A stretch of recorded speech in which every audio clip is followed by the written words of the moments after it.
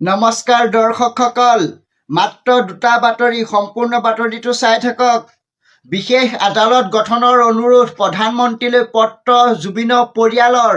জুবিন গাৰ্গৰ মৃত্যুৰ বিচাৰ প্ৰক্ৰিয়াৰ বাবে এখন বিশেষ আদালত গঠনৰ অনুৰোধ জনাই প্ৰধানমন্ত্ৰীলৈ পত্ৰ প্ৰেৰণ কৰে গৰিমা শইকীয়া গাৰ্গ তথা পৰিয়ালে। ইয়াৰ লগতে বৈদেশিক নীতিৰ আধাৰত ছিংগাপুৰত উপযুক্ত আইনী ব্যৱস্থাৰ গ্ৰহণৰ আহ্বান জনাইছে। অসমীয়াৰ প্ৰাণৰ শিল্পী জুবিন গাৰ্গৰ পৰিয়ালে ন্যায় বিচাৰি অৱশেষত প্ৰধানমন্ত্ৰী নৰেন্দ্ৰ মোদীলৈ পত্ৰ প্ৰেৰণ কৰিছে। জুবিন গাৰ্গৰ মৃত্যু বিচাৰ প্ৰক্ৰিয়াৰ বাবে এখন বিশেষ আদালত গঠনৰ অনুৰোধ জনাই প্ৰধানমন্ত্ৰীলৈ পত্ৰ প্ৰেৰণ কৰে গৰিমা শইকীয়া গাৰ্গ তথা পৰিয়ালে। ইয়াৰ লগতে বৈদেশিক নীতিৰ আধাৰত ছিংগাপুৰত উপযুক্ত আইনী ব্যৱস্থাৰ গ্ৰহণৰ আহ্বান জনাইছে। একে সময়তে অভিযুক্তই যাতে জামিন লাভ নকৰে তাৰ বাবে ব্যৱস্থা গ্ৰহণৰ আহ্বান জনাইছে জুবিনৰ পৰিয়ালে। জুবিন গাৰ্গৰ পৰিয়ালে পত্ৰৰ জৰিয়তে ছিংগাপুৰৰ সৈতে কূটনৈতিক আৰু আইনী ব্যৱস্থা ত্বৰান্বিত কৰাৰ বাবে প্ৰধানমন্ত্ৰীক আহ্বান জনাইছে।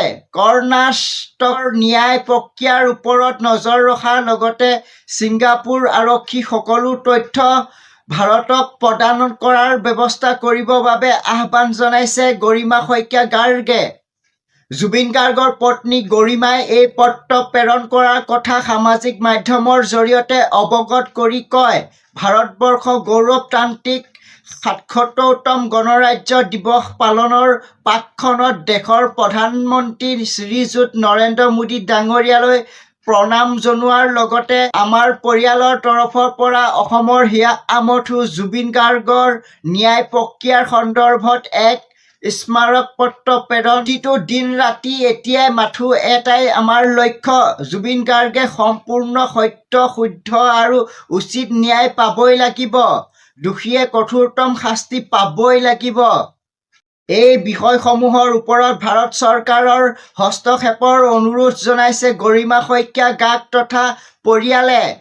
ভাৰতত এখন বিশেষ আদালত গঠন, অসম আৰক্ষীয়ে দাখিল কৰা অভিযোগনামাৰ পৰা উদ্ভৱ হোৱা গোচৰটো কেন্দ্ৰীয় ভোট বিচাৰ, জনসাধাৰণ আস্থাৰ আৰু প্ৰক্ৰিয়াগত পলম পৰিহাৰ কৰাটো নিশ্চিত কৰা। প্ৰয়োজন হ'লে অসম চৰকাৰে ইতিমধ্যে প্ৰতিনিধিত্ব কৰা দলটোত অধিক সংখ্যক ৰাষ্ট্ৰীয় পৰ্যায়ৰ জ্যেষ্ঠ আৰু অভিযুক্ত শক্তিশালী লোকৰ অধিবক্তাৰ নিযুক্তি কৰা, যাতে গোচৰটো ইয়াৰ প্ৰয়োজনীয় সৰ্বোচ্চ পেছাদাৰী দক্ষতা আৰু গুৰুত্ব সহকাৰে আৰু প্ৰক্ৰিয়াৰ ক্ষিপ্ৰতাৰে আগবঢ়াই নিব পৰা যায়।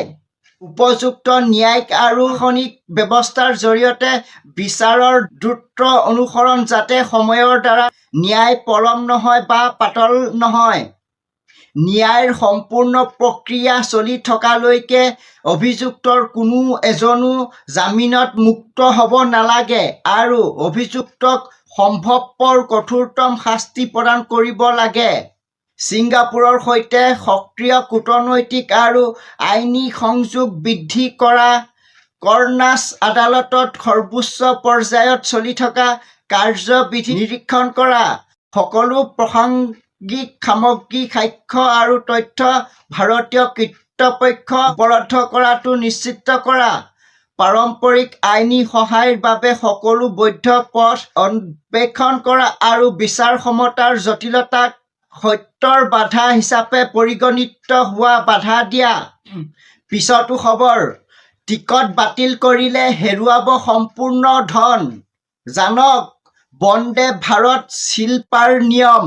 যদি আপোনাৰ হাতত নিশ্চিত টিকট আছে আৰু ৰেল যাত্ৰাৰ ৭২ ঘণ্টাৰো অধিক পূৰ্বে বাতিল কৰে, তেন্তে ভাড়াৰ ২৫% কৰ্তন কৰা হ'ব আৰু বাকী টকা ঘূৰাই পাব। কিন্তু ৭২ ঘণ্টাৰ পৰা ৮ ঘণ্টাৰ ভিতৰত টিকট বাতিল কৰিলে ৰেলৱেৰ ভাড়া ৫০% কৰ্তন কৰিব, অৰ্থাৎ আপুনি আধা টকাহে ঘূৰাই পাব। বন্দে ভাৰত এক্সপ্ৰেছৰ অপৰিসীম সফলতাৰ পিছত এতিয়া দেশে প্ৰথমখন বন্দে ভাৰত স্লিপাৰ ৰেল লাভ কৰিছে। শেহতীয়াকৈ প্ৰধানমন্ত্ৰী নৰেন্দ্ৰ মোদীয়ে হাওৰা আৰু গুৱাহাটীৰ মাজত চলা এই ৰেলখনে সুবিধা আৰু গতিৰ ক্ষেত্ৰত বিমানৰ প্ৰতিদ্বন্দ্বিতা কৰিবলৈ সাজু হৈছে। যদিও ইয়াৰ যাত্ৰা কৰাৰ পৰিকল্পনা কৰা যাত্ৰীসকলে এতিয়া নিজৰ বাজেট আৰু পৰিকল্পনাৰ প্ৰতি অতি সতৰ্ক হ'ব লাগিব। এই প্ৰিমিয়াম ৰেলৰ বাবে ৰেলৱে জাৰি কৰা নতুন ৰিফাণ্ড আৰু বাতিলৰ নিয়ম যথেষ্ট কঠোৰ। যদি আপুনি টিকট বুকিং কৰাত সামান্যতম খৰখেদাও কৰে বা পিছত আপোনাৰ পৰিকল্পনা সলনি কৰে, তেন্তে আপুনি যথেষ্ট আৰ্থিক লোকচানৰ সন্মুখীন হ'ব পাৰে। ৰেলৱে বোৰ্ডে জাৰি কৰা নতুন অধিসূচনা অনুসৰি এই নিয়মসমূহ যথেষ্ট কঠোৰ কৰা হৈছে। যাত্ৰী দৃষ্টিকোণৰ পৰা আটাইতকৈ ডাঙৰ চিন্তা হৈছে যে নিৰ্ধাৰিত প্ৰস্থানৰ সময়ত নিয়মীয়া ৰেলত যেতিয়া টিকট নিশ্চিত নহয়, তেতিয়া RACৰ জৰিয়তে অন্ততঃ আধাৰ বাৰ্থৰ নিশ্চয়তা প্ৰদান কৰে। কিন্তু ৰেলৱে বন্দে ভাৰত স্লিপাৰৰ বাবে এই ব্যৱস্থা সম্পূৰ্ণৰূপে বিলুপ্ত কৰিছে। তদুপৰি এই ৰেলত সকলো ধৰণৰ কোটা প্ৰয়োজন নহ'ব বুলি ৰেলৱেই স্পষ্ট কৰি দিছে। বৰ্তমানৰ নিৰ্দেশনা অনুসৰি মহিলা, সক্ষম ব্যক্তি, জ্যেষ্ঠ নাগৰিক আৰু কৰ্তব্য পাছ কোটাতহে বৈধ হ'ব। আন কোনো VIP বা সাধাৰণ কোটাৰ প্ৰয়োজন নহ'ব। তদুপৰি এই প্ৰিমিয়াৰ সেৱাৰ ন্যূনতম ভাড়া 400 কিলোমিটাৰ নিৰ্ধাৰণ কৰা হৈছে। অৰ্থাৎ দূৰত্বৰ বাবেও 400 কিলোমিটাৰৰ বাবে আপোনাৰ মূল্য লোৱা হ'ব। হাওৰা গুৱাহাটী পথত মুকলি কৰা এই ৰেলখন সম্পূৰ্ণ শীত-তাপ নিয়ন্ত্ৰিত আৰু নিশাৰ যাত্ৰা আৰামদায়ক কৰি তোলাৰ বাবে ডিজাইন কৰা হৈছে। এই ৰেলে এই পথত যাত্ৰাৰ সময় প্ৰায় 1.5-2 ঘণ্টা হ্ৰাস কৰিব। ৰেলৱেৰ প্ৰচেষ্টা হৈছে যাত্ৰীসকলক সুলভ ভাড়াত বিমান সন্থাৰ দৰে অভিজ্ঞতা প্ৰদান কৰা, যিদৰে বিমানত টিকট বাতিল নিয়ম কঠোৰ আৰু সীমিত পৰিমাণৰ ধন ঘূৰাই পায়। বন্দে ভাৰত স্লিপাৰ ৰেলৰ ক্ষেত্ৰতো একেই নিয়মো প্ৰৱৰ্তন কৰা হৈছে। আজিলৈ বাতৰি ইমানেই আছিল। জয় আই অসম, জয় জুবিন দা।